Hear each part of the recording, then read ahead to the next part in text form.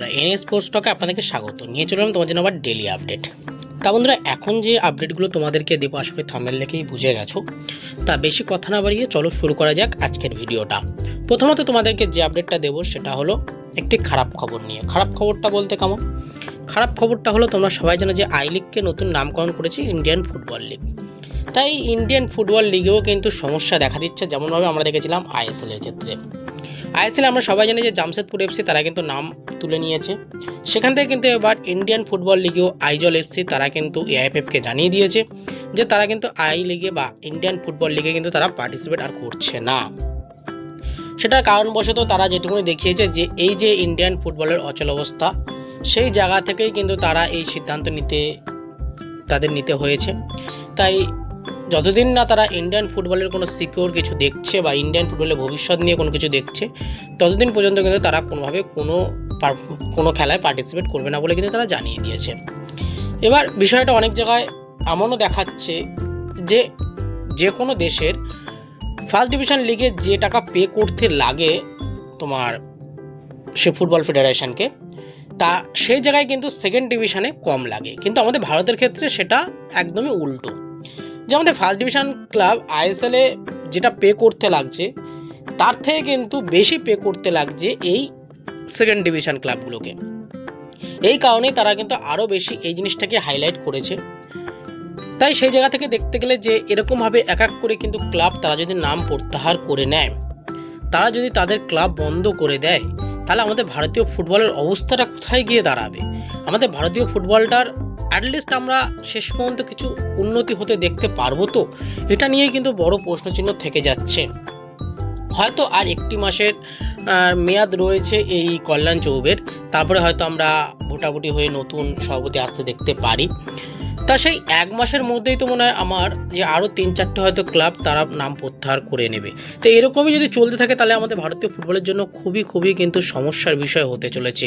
তাই জন্য যত দ্রুত সম্ভব কিন্তু ভারতীয় ফুটবলের এই যে সমস্যাগুলো, এইগুলোকে কিন্তু আমাদের মেটাতে হবে, এগুলোকে সমাধান করতে হবে, নাহলে কিন্তু ভারতীয় ফুটবলের দিকে কালো অন্ধকার কিন্তু ঘনিয়ে এসছে, আরও কিন্তু ঘনিয়ে আসতে চলেছে বলা যায়।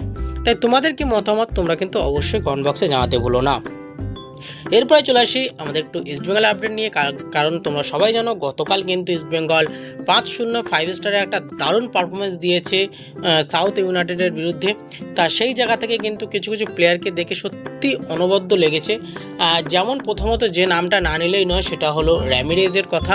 র্যামিরেজকে কিন্তু সত্যি অসাধারণ পারফরমেন্স করেছেন তিনি। হয়তো খুব বেশি কঠিন টিমের সঙ্গে তিনি পড়েননি, কিন্তু কঠিন টিমের সঙ্গে না পড়লেও তার যা পারফরমেন্স আমরা এখনও পর্যন্ত দেখতে পাচ্ছি, আশা করছি তিনি কিন্তু ভালো পারফরমেন্স করবে এবং ইস্টবেঙ্গলের একটা নয়নের মণি কিন্তু হয়ে উঠতে পারে এই র্যামিরেজ, এমনটাই কিন্তু তার পায়ের কাজ থেকে কিন্তু আমরা আশা করতে পারি। তার বাঁপাটা যেরকমভাবে সচ্ছল এবং গতকালের আমরা যেটা দেখেছিলাম তার যে বাঁপায়ের যে শ্যুটটা, সেখান থেকে যে গোলটা অসাধারণ গোল ছিল বলা যায়। তাই সেই জায়গা থেকে এইটুকুনি বলবো যে এই র্যামিরেজ তিনি যে মিগুয়েলের যে কমতিটা আমাদের সমর্থকরা যেটা ভাবছিল যে মিগুয়েলের একটা কমতি হতে পারে, সেই কমতিটা বা সেই ঘাটতিটা কিন্তু পূরণ করে দিতে পারে এই র্যামিরেজ, এবং মিগুয়েলের থেকেও কিন্তু আমরা বেটার পারফরমেন্স দেখতে পারি এই র্যামিরেজকে। এবার বিষয়টা হচ্ছে দেখো, শুধু তো অ্যাটাকিং মিডিও তিনি ঠিকঠাক পারফরমেন্স করে দিল তো সেটা হবে না। তার জন্য কিন্তু অবশ্যই আমার আপফ্রন্টে একটা ভালো প্লেয়ার দরকার যে কিনা শেষ পর্যন্ত তেকাটির মধ্যে গোলটা করতে পারবে, জালে বলটা জড়াতে পারবে। তা সেরকমই প্লেয়ার আমি জানি না এফং এসে কতটা ফিট হতে পারবে বা ইস্টবেঙ্গলের সঙ্গে কতটা মানিয়ে নিতে পারবে, কিন্তু র্যামিরেজ যে লেভেলের বা খেলা দেখাচ্ছে এখনও পর্যন্ত, তাতে যদি আপফ্রন্টে ঠিকঠাক মতো প্লেয়ার না থাকে তাহলে কিন্তু অবশ্যই কিন্তু সমস্যা হতে পারে। ঠিক আছে, তাই সেই জায়গা থেকে এইটুকুনি বলবো যে এই র্যামিরেজের জন্য কিন্তু অবশ্যই একটি ভালো স্ট্রাইকার, ভালো মানের স্ট্রাইকার দরকার, যে কিন্তু অ্যাটলিস্ট তেকাটের ভিতরে বা জালে কিন্তু বলটা জড়াতে সক্ষম হবেন। সেই জায়গা থেকে শুধু যে র্যামিরেজের কথা বললে হবে না, সেখানটায় রাশিদও কালকে অনবদ্য পারফরমেন্স লেগেছিল। কিন্তু যাই হোক, কালকে আমরা রাতে লাইভেও বলছিলাম যে রাশিদকে একটু ফিটনেসের অভাব আমাদের মধ্যে লেগেছিল। তা সেই জায়গা থেকে আশা করছি রাশিদ এএফসি ম্যাচের আগে কিন্তু সেই জিনিসটাকে পুরোপুরিভাবেই সব কিছু ঠিকঠাক করে নেবে এবং কোচ হাবাস তিনিও কিন্তু এই জিনিসটার অবশ্যই নজর রাখবে। আর রাশিদের ক্ষেত্রে আরও যদি একটা নাম বলি সেটা হলো ক্রিস। তাও ক্রিস কালকে কিন্তু গোল করিয়েছে, বিপিন যে গোলটা করেছিল সেটা কিন্তু অ্যাসিস্ট অবশ্যই ক্রিস করেছে, দারুণ একটা উইং থেকে বলটা বাড়িয়েছিল। তা সেই জায়গা থেকে এটুকুনি বলবো ক্রিসেরও কিন্তু অনেকটাই চন্দনে লেগেছিল কালকে ফার্স্ট ম্যাচে, যেহেতু ফার্স্ট ম্যাচে তাকে নিয়ে বেশি বিচার করাটা যায় না, কিন্তু আশা করছি এএফসির মতো মঞ্চে আশা করছি তিনি কিন্তু ভালো কিছু করে দেখাবে বলে। এবার আর একটাই কথা বলবো, এই র্যামিরেজ বলো, রাশিদ বলো এবং ক্রিস বলো অথবা আমাদের ইন্ডিয়ান ফুটবলের যতজন প্লেয়ার কালকে পারফরমেন্স করেছে এইসব প্লেয়ারগুলোকে বলো, এদের কিন্তু জ্বলে উঠতে হবে 12 তারিখের ম্যাচে, কারণ 12 তারিখে কিন্তু আমাদের এশিয়ার মঞ্চে ইন্টারন্যাশনাল একটা ম্যাচ রয়েছে।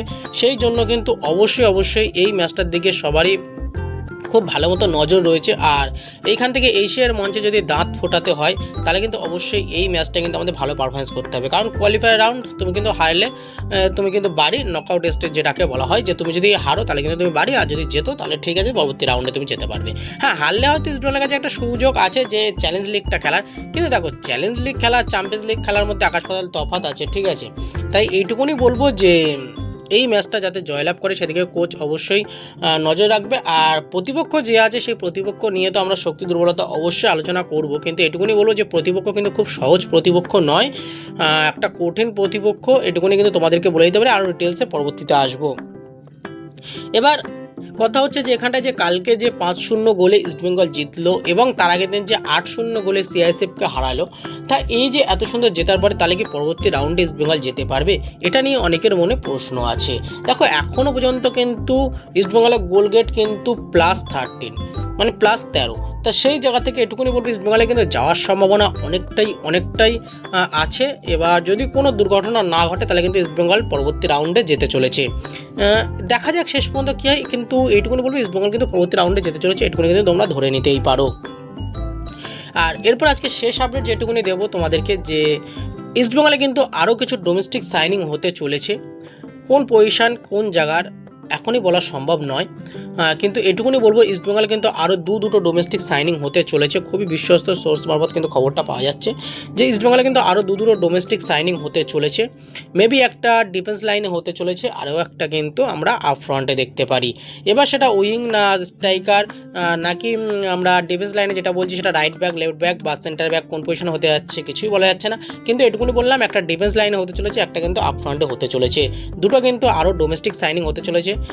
খুব নামি দামি ক্লাবের প্লেয়ার এমনটা কিন্তু বলবো না, কিন্তু আর প্লেয়ারটা যে খুব হাই প্রোফাইল প্লেয়ার এমনও নয়, কিন্তু এটুকুনি বলবো যে প্লেয়ারটার অ্যাটলিস্ট কোয়ালিটিটা অনেকটাই বেটার, পারফরমেন্সটা অনেকটাই বেটার দিয়েছিল কিন্তু গত মরশুমে, তাই সেই জায়গা থেকে দুটো কিন্তু এখনও ডোমেস্টিক সাইনিং হতে চলেছে ইস্টবেঙ্গলে, এটুকুনি কিন্তু তোমাদেরকে জানিয়ে দিলাম।